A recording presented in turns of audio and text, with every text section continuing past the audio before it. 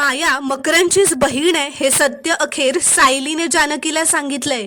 श्री स्वामी समर्थ प्रेक्षकांनो, आता सायली धावतच परत जानकीकडे येते तर जानकी तिला म्हणते, काय झालं ग सायली, परत काही विसरलीस की काय? तर सायली तिला बाजूला घेऊन जाते व म्हणते, नाही जानकी, अगं उलट मला सगळं आठवलंय। सायली म्हणते, जानकी तुला आठवतंय आश्रमात असताना तो मकरंद त्याच्या बहिणीबरोबर तुझ्याशी बोलायला आला होता? तर जानकी म्हणते, हो आठवतंय मला, ती मकरंदची बहीणच ना, जिने आपल्या आश्रमातल्या मुलांना त्रास दिला होता, तिला कसं विसरेन मी? पण त्याचं काय?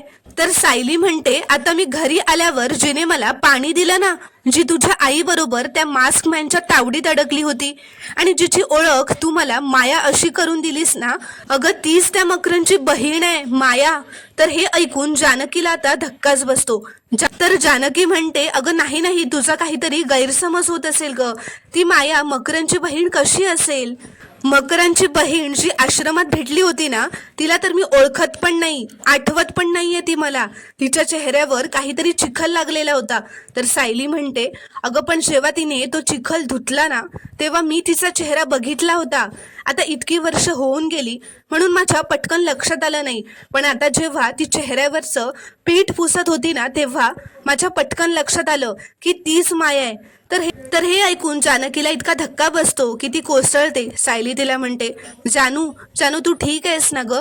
तर जानकी सायलीला म्हणते, म्हणजे इतके दिवस माझ्याच घरात राहून माझंच घर ही आतून पोखरत होती? जानकी म्हणते, सायली आता काय करायचं मी? तर सायली म्हणते, जानकी तुझ्या लक्षात येत आहे ना, तू घरात कोणाला ठेवलं होतंस ते? अगं तो मकरंद इतका विषारी आहे, तर त्याची बहीण किती खतरनाक असेल? आणि एवढे दिवस ती तुमच्याकडे राहिली आहे आणि तुमच्यापैकी कोणालाच तिचा संशय आला नाही? अगं याचा अर्थ ती किती पोचलेली आहे, कळतंय ना तुला? आणि जानू तू सावध राहा, आता काळजी घे, काही लागलं तर मला कळव, असं म्हणत आता सायली तिथून निघून जाते आणि जानकी सुद्धा घरात जाते। तर प्रेक्षकांनो, आता जानकी पुढे काय करणार? ती मायाला गाफील ठेवून तिचा पर्दाफाश करणार का? हे पाहणं खूपच रोमांचक ठरणार आहे। त्यामुळे ते पाहण्यासाठी चॅनलला प्लीज सबस्क्राईब करा आणि व्हिडिओला एक लाईक नक्की करा।